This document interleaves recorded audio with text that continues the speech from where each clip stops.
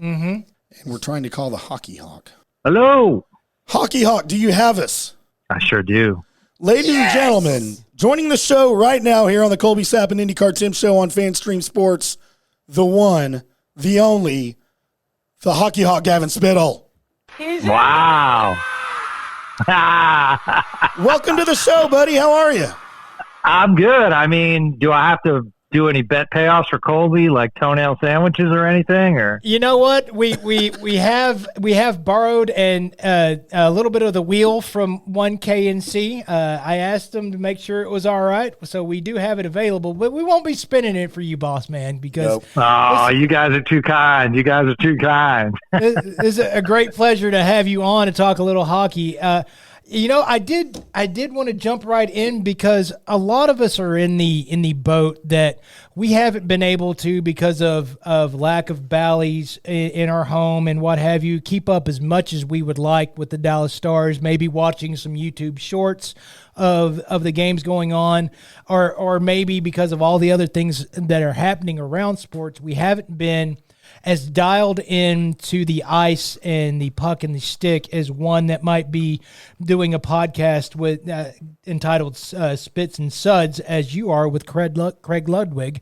Yeah. So with and I know from pre-show meetings being up there at the Fan that the guy to talk to when you want to know about, you know, kickers or punters and or hockey would be that would be the Hockey Hawk.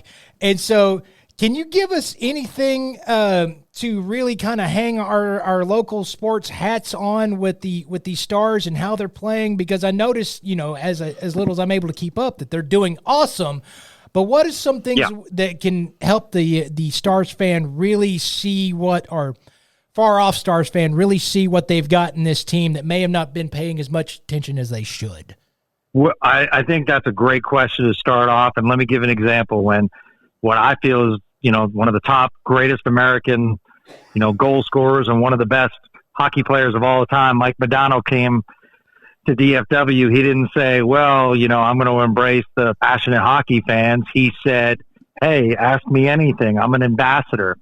And that's kind of how I feel for hockey fans, because people are busy. And I think everyone kind of agrees that while playoffs in every sport are exciting, hockey playoffs gets ramped up, and it's like, wow, I can really get into this. And to me, it's one of the most exciting things. So as far as the Stars are concerned, I would say this. I'm going to really simplify it. Let's start with the goalie position. Jake Ottinger, who is a young player out of Boston University, who thrived at Boston University, thrived in the Stars minor league system, was drafted the same year as Miro Heiskanen. The Stars moved up in the first round to grab him, is what I think is an elite goaltender. So that's where it starts. You can go really, really far if you have elite goaltending. So you have that backstop. And then we talk about player number 2, Jason Robertson, who set the Stars record for points in a season. It's the Dallas Stars record. The Minnesota North Stars also had 4 other players that surpassed, that were on the list as far as where Robertson is. But he is an elite scorer. And he's not the fastest guy on the ice, but he has a great understanding of the game. He has a great understanding of space. And what I mean by space is that great players know where to be and have an anticipation of where the puck is going to go. And he's a good student of the game. And it just feels as though he's a couple steps ahead. So that's point number 2. So you have an elite young forward in Jason Robertson. And then you go to the reemergence of Jamie Benn. And why is Jamie Benn thriving? For a couple of reasons. One, he, as the captain, and it's not an easy thing to do, Pete DeBoer, first-year coach, asked him to be on the third line. This is a first-line player that was asked to be on the third line. He willingly accepted, and little did we know he'd be paired with a kid that when we were 19, we were kind of messing around and trying to figure out our life. Mm-hmm. And Wyatt Johnston is now in the NHL and looks like he's been in the NHL for the past 5 years. And he scored tonight for Dallas, and he's just a kid that understands the game. He shouldn't even be, put it this way, he's not even allowed to be in the minors because he's so young. So it's either stay in junior hockey and live with a family or jump to the NHL, and he jumped to the NHL. Wow. And he basically came up and made it impossible for them not to have him on the roster. And I believe it's 10 games where you can prove yourself or get sent down to juniors. And he just basically said, I'm on this team for good. And couple that with Wyatt Johnston, because he's so young, Joe Pavelski, who is a veteran will be a USA Hockey Hall of Famer. So Joe Pavelski sees a 19-year-old kid and says, come live with me. Let me take you under my wing. Similar to what Mario Lemieux did with Sidney Crosby, in that the 19-year-old doesn't have to worry about getting an apartment, having to deal with bills, having to deal with all the riffraff that comes with. I mean, heck, if I was a 19-year-old and I was playing professional sports, I think you guys agree, like, what trouble would we get into? Oh, my dear God. Yeah, exactly, yes. So that's kind of a synopsis as far as, you know, what's going on. Miro Heiskanen having arguably one of the top seasons as a Stars defenseman, right there with Sergei Zubov. So they have some really, really good parts, and it's all come together under first-year coach Pete DeBoer. I noticed here that, because we're having the home and home versus St. Louis to hopefully get that what is it, 1 point that they're behind them?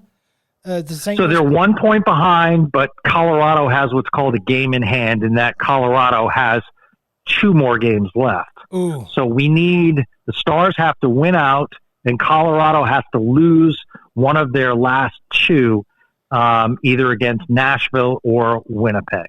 Okay, gotcha. All right, so I'm now kind of getting wrapped into exactly what's going on as I'm buying in to this hockey team right now, and which everybody should be, because you notice the momentum, kind of like we noticed with the Rangers coming into, by the way, home of the Rangers, 105.3 The Fan. Yes. Go ahead and check that out. Yeah. But we noticed with the buildup of the Ranger season, and everybody I'm starting to see a lot more on social media talking about not just Stars fans, but people gearing up, and that's the reason why me and Tim both, we're really wanting to have the Hockey Hawk on. So, Tim, I know that you've kind of been like, all right, I'm gearing back up into this too, and we have the Hockey Hawk here. Yep. And he can hear me, and I'm talking about him like third person, but that's okay.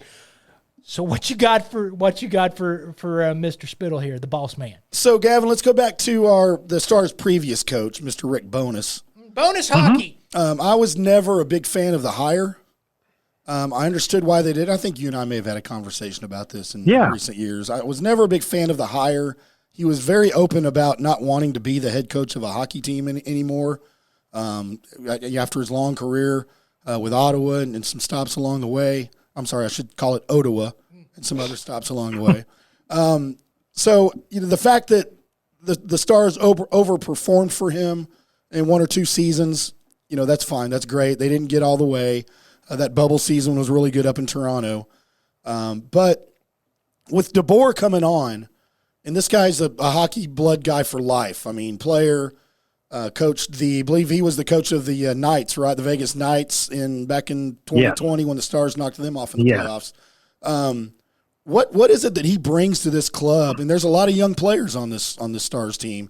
What is it that he does so well that gets these guys to play so well as a team? Because, I don't follow it as I used to and as I would like to. I kind of feel like this team's overperforming again, kind of playing out of their mind. I think that's interesting. So if you look at DeBoer's stops in New Jersey, in San Jose, in Vegas, and now in Dallas, what do they all have in common? The first year under Pete DeBoer, all the teams have thrived. So it's certainly what he instills when he comes to town works. The flip side is that after a few years, Pete DeBoer has been out in New Jersey, San Jose, shorter time in Vegas, and then followed, So, I mean, maybe he's found something in Dallas that he can be here for a number of years. What he brings to the table is a couple of things. One, he likes his players to play. He feels as though the room should be able to take care of himself. As far as veteran players should be able to control the room. It's a more offensive style, and Lindy Ruff also had that. The problem with Lindy Ruff is got really loose on the back end, and that has been one of the Stars' fault this year as well, is they've let some players get behind them, and when they have their struggles, they're just not playing well defensively. But the offensive mindset and kind of letting some of these players, free, and also, we need to be honest. There are some players that have come into their own. Jason Robertson's better. Miro Heiskanen's better. Wyatt Johnston, nobody thought was coming onto the scene. Tyler Sagan's back healthy. He had a really, really tough injury, and it took him a while to get back. The additions at the trade deadline of Max Domi and Dodonov, the goaltending of Jake Ottinger. So a lot of those things, the issue was the bubble. You're right, Tim. It was a question of, is this the team or is this a great run? And there's nothing wrong with either. Sure. But I think if you look back, you wondered, okay, is this Rick Bowness hockey or is this still Jim Montgomery's team that Rick Bowness is kind of carrying the momentum? And kudos to Bones for taking over in a really, really tough situation and the team continuing to thrive. That's great coaching. However, Rick Bowness in his career has never really thrived as a head coach. Right. What's fascinating is after being let go from Dallas, he said, that's it for me. Going to spend some time with the grandkiddos. And I really think he intended to do that. But here comes Winnipeg, where he started his career, saying, hey, we need, a Rick Bowness in there. Because one of the things Rick Bowness can do is straighten out the team, straighten out the room, and Winnipeg had a lot of issues. So, sure. DeBoer, to me, he wouldn't have been my first choice. However, I'm glad he's here for now. I do have in the back of my mind what's going to happen a couple of years. But as of right now, I think he's pushed a lot of buttons that have been very, very successful. Especially looking at Jamie Benn and the resurgence of Jamie Benn, that comes down to coaching, the embrace of the team mentality, the closeness of the room. There's a lot of veterans mixed in with young kids, and you don't hear any drama coming out of that room. And that, while you give the players a lot of credit, coaches and their staff really don't get credit when things are going well. So, stick tap to DeBoer and his assistants. If we get into the playoffs, which we will clearly, but what I'm saying is that the choices right now are going to be Minnesota in the third seed or Seattle. And both can present some, there you go. Both can present some issues that I'm happy to go in with you guys about. Gavin Spittle, the Hockey Hawk, joining us here on the Colby Sapp and IndyCar Tim Show on FanStream Sports. Co-host of the Spits and Suds Dallas Stars podcast with Craig Ludwig with Luddy, one of my favorite Dallas Stars and Montreal Canadiens of all time. Yeah. Also the program director over at 105.3 The Fan in DFW, the home of the Dallas Cowboys and Texas Rangers. Gavin, the Stars are on the road tonight in St. Louis, as we mentioned. They're up 5-2, about 15 minutes left in the third. They went with Wedgwood in goal tonight. Is this a matter of trying to get Ottinger a little bit of rest before the playoffs? It's a combination of both. It's getting Ottinger some rest, and you're in a back-to-back situation. Sure. So Ottinger, when he needed to, when Wedgwood wasn't healthy, a couple of weekends ago, played back-to-back games. Ottinger would like to be in every single game. That's the kind of competitor he is. So they have to actually make the call for him. If they ask Jake, he'll say, I'm playing. So right. That's he has a quiet confidence about him. He wants to be out there all the time. So it does give them rest. and allows them, to play Ottinger to finish the season. If you see, Bennington wasn't in net tonight for St. Louis, right, and he'll play tomorrow night. Now, you did say about the playoffs coming up, and I really want to get into that real quick because you were talking about the potential matchups. And my question to you is with put your Dallas Stars heart to the side and look at this thing, and what's their potential in this playoffs as far as how far you think they would go, just looking at what they have? I think if they face Colorado, I don't think they can beat them in a 7-game series. But, if Colorado can get healthy. Right. The key for Colorado is Landeskog if he comes back. If they can get Manson back defensively, I think Colorado's going to be really strong, and they won the Cup. So let's talk about the two teams that they'll likely they're either going to play Seattle or Minnesota. That's guaranteed. Right. So with Minnesota, the thing that worries me about Minnesota, extremely physical. Ryan Reeves, extremely physical. And that's the way they want to play. And they do have some really good goal scorers in Kaprizov, Hartman. They picked up Gustav Nyquist at the trade deadline. So they have some really nice pieces in Minnesota. Dean Evason's a tough coach. So if the Stars can match that physicality and or don't get pushed around and play their style of game, I think they can get to the second round. I also think they can get to the second round against Seattle. With Seattle, the only thing that worries me is kind of a tough matchup during the regular season for the Stars. Seattle played them well, and a team with their first playoff season, that barn will be rocking in Seattle. So do I think the Stars can get to the second round? Yes. The question is who do they play in that second round? So, if they do face the Avalanche, that's tough. I think they're actually a better matchup for Vegas. These teams are so evenly matched. So when you ask me how far they can go, I think they could go to the Stanley Cup. But I also think they could be out in the first round. See, that's too far of a range now. I've got I know. It's hockey, Colby. It's hockey. Yeah, I understand. It's and hockey. By the way, just to show how far and deep my Dallas Stars history goes. I don't know if you want to do this. I remember when Dean Evason played for the Stars when they first moved here. I believe he left in '95 to go elsewhere. But I remember that I almost bought a Dean Evason jersey. Really? Yep. I mean, I was going to have to make it because they didn't have any. But okay. I loved Evason, man. Good for him. Good for him. I do like how we started off this interview as me and you both tried to see how long of questions we could ask Boss Man, the Hockey Hawk. And then we went right after it with like 4-word questions and got it right back to him. So we're throwing him completely off, and he's handled everything great. All of it. He's a pro. He's a pro. He does. Well, actually, I'm fortunate in that I do get calls to do interviews, and when Tim asks me, I'm like, hell yeah. Sweet. IndyCar Tim and Colby, count me in, man.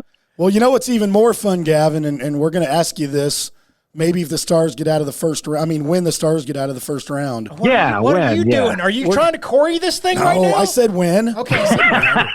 When the Stars get out of the first round, we may invite you up here to the studio here, the FanStream Sports Studios right here off the tollway. Yeah.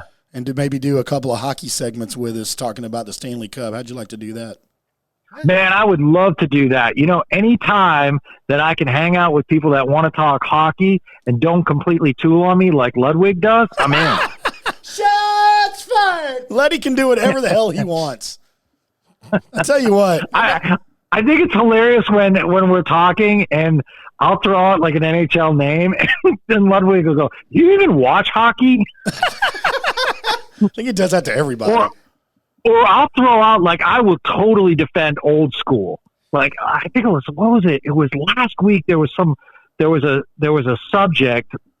Oh, it was the Jason Robertson, and I was saying, like, I personally feel as though it's wrong, and I think I would send it to you guys as well. While I appreciate the Dallas Stars fan embracing, Dallas Stars, I think a franchise, having lived in Houston quickly, Oilers leave to go to Tennessee. Right. Texans come in. Texans want to embrace their own brand. So players like Dan Pastorini, like Oiler legends, who many still lived in Houston, didn't have a team. And I say that the Minnesota North Stars, the Dino Ciccarellis, the Bobby Smiths don't have a team because the Wild are doing their own thing, and the Dallas Stars are the Dallas Stars. So to me, and I made this big case on the podcast, I'm like, so players you played against, Ludwig, like Ciccarelli, Bobby Smith, I'm saying give them as much credit as Jason Robertson. And there was a pause, and he goes, why do you even care? Wow. You know what? That sounds like a conversation Colby and I had last year when the Titans said that they were going to, I forgot who it was, they're going to retire an old Oilers number. And I'm like, what do they care about the Oilers? Like, this is wrong. He was never a Titan. And Colby's like, why do you care? Let him do it. It was really funny. But I'm right there with you. I told KNC and they did a subject on it, and it is kind of interesting, but he will, he'll do that to me. But the one thing I love about both my co-hosts, Sean Shapiro and Craig, is their perspective, and they'll throw things out that are really, really cool. And I love hearing like Craig's perspective as a room guy, because as much as we call him Luds and how he's like an amazing drinking buddy and he's the man and all that stuff, what we forget about is how much of a team leader he was with this Dallas Stars franchise. And the guy that dented the cup. Yep. I mean, what? He can dent the cup. He can do whatever he wants. He helped win it. That's true. Also the guy with the widest shin pads of any defenseman back in the day. Yes. In fact, I don't know. If I'm taking up too much time, you guys just let me know. It's our show to do whatever we want. Okay, good. That's yeah. Like I'd be calling if this was 105.3 The Fan. I'd be like, take a break. Yeah, we know. Yeah, I know. That's the boss in me. But all right, about the shin guards. So Craig told me on the podcast that the Hall of Fame kept peppering his cell phone, saying, we want to put the shin guards in. We want to put the shin guards in. We want to put the shin guards in. And they just kept leaving messages until finally he picked up the phone and they said, Mr. Ludwig, we want the shin guards put in. He's like, no problem. He's like, as long as I go with the shin guards, you think about it. And if I go with them, I'm in. Wow. And they were like, okay. And they never called back. Oh, wow. Man. Yeah. So there's story number one. Story number two that Craig told me is, the denting of the cup. So the stories differ, but one story that is not told that Craig told is that they actually, when he was in Wisconsin, said to him like, hey, there's been some travel plans, so if you want to keep the cup for an extra day or two, you can. And Craig's like, are you sure you want me to do that? And they're like, sure. So like Craig owned a bar at the time, and the story from what I recall goes like this. They're partying hard and the cup is being passed around. Now Craig's a big motorcycle guy. Yep. So there are all kinds of motorcycle guys in attendance or everything. So he gets a call the next morning, and it's one of the keepers of the cup. And the guy's kind of nervous. And he goes, Craig. And he's like, yeah. And he goes, hey, I hate to ask this, but you don't by any chance know where the Stanley Cup is, do you? Uh-oh. And Craig's like, no, you're called the keeper of the cup. That's your job.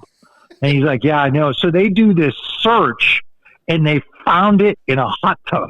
Yep. You can't make this stuff up. No. Yeah. This is what makes hockey and the Stanley Cup so great. I mean, if you could write a book and it's a picture of the Stanley Cup, and it basically the title was "If Only I Could Talk," stories that I recall over the years. I mean, amazing. It's amazing. It truly, and it's also so awesome that there are people still, like when I saw the Stanley Cup, I didn't even want to put my arm around it. Like, because I'm old school, and my thing is I was told, unless you've won it, and you don't touch it and you don't put it over your head, certainly. Yep. Yeah. So it's kind of fascinating. Gotta love all the legends, the stories and stuff in hockey, and all the superstition and stuff surrounding the game. So that's why it's a great game. I'd like to have woken up one drunken morning, kind of stumble over towards a hot tub and look in there and go, "Is that the Stanley Cup?" That'd be the beginning of a great story. It Found would the be. Stanley Cup. I found it. It's mine. Finders keepers. Gavin, thanks so much for popping on here with us for this great 25-minute segment that we've had. Mm-hmm. That's why we don't have I'm so clocks. sorry. I don't know. I apologize that. It's all out of love, and it is great hearing your voices. Anytime you guys need me, you got me. It is Gavin Spittle, the Hockey Hawk from 105.3 The Fan, the co-host of the Spits and Suds Dallas Stars podcast. Go find it on the Odyssey app or on your favorite podcast app. And, of course, go listen to him and all his boys over at 105.3 The Fan. Damn right. Gavin, it's been fun. We'll do it again, buddy. I promise. You guys rule. Love you. Thank you, brother. All right, there Appreciate he goes. The boss man. The boss man, Gavin Spittle. Man, that was fun. It was. And let me go ahead and just throw this out here. If you've downloaded the Colby Sapp and IndyCar Tim show, do us a favor and just go download one of the Spits and Suds shows and check it out and give it a listen.